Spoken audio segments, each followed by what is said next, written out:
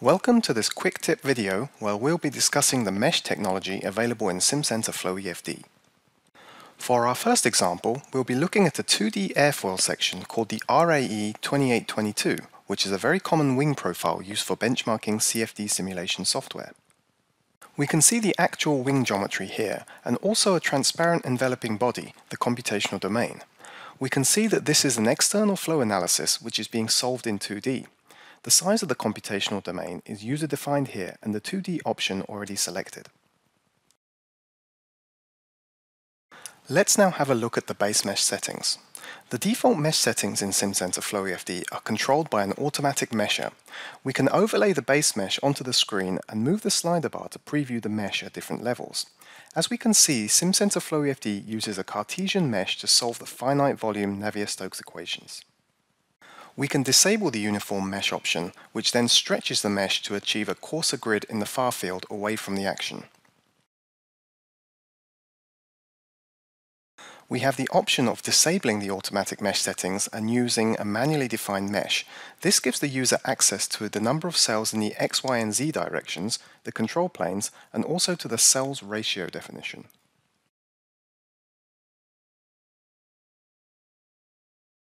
In addition to the base mesh settings, we can use the local mesh option to manually apply additional grid in areas or volumes of interest.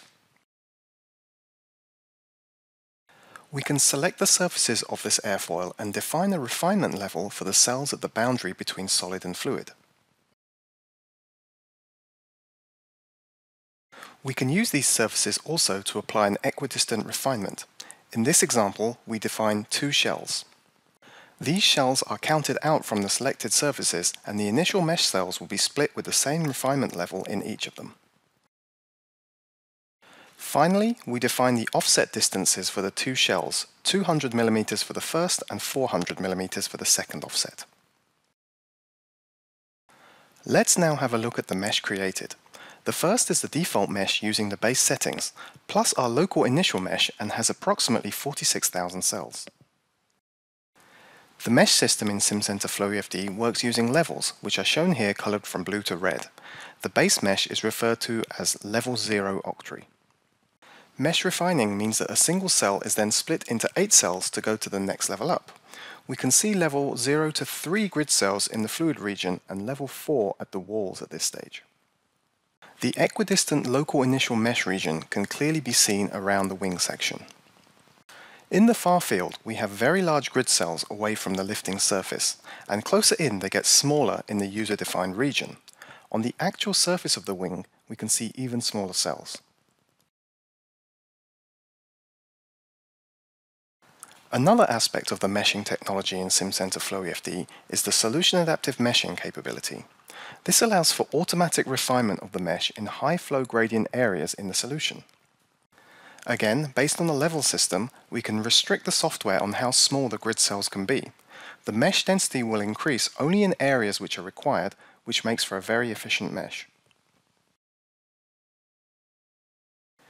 We can now see a spread of refined grid cells created by the solution adaptive mesh refinement based on flow gradients.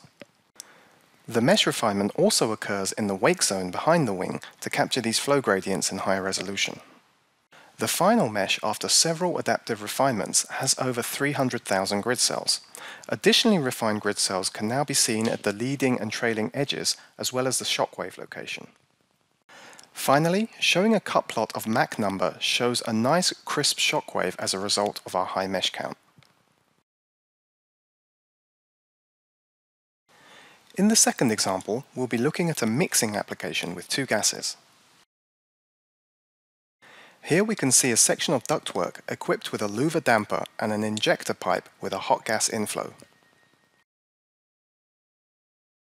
The animation shows the inlet flow profile of the hot gas through the small pipe, then an initial mixture caused by the depth of the pipe position into the main flow. Afterwards, a greater mixing of hot and cold gas generated by the vortices in the flap is visible. Similar to the first example, we define a global basic mesh, here defined by manual settings with an initial number of cells in the X, Y, and Z direction.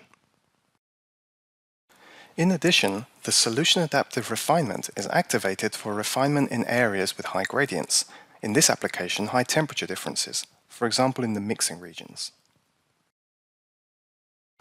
This plot shows the initial mesh with the geometrical refinement only, for example at the blades in the valve and the hot gas inlet pipe. Now we can see the first and second solution adaptive refinement, which is based on the gradients, for example in regions with high temperature gradients and recirculation areas. Different cut plots show several regions of the results and the refinement. The visualized parameter is temperature. The hot gas is shown red, and we can clearly see the mixing behavior in the larger duct, behind the protruding small pipe and in the damper area.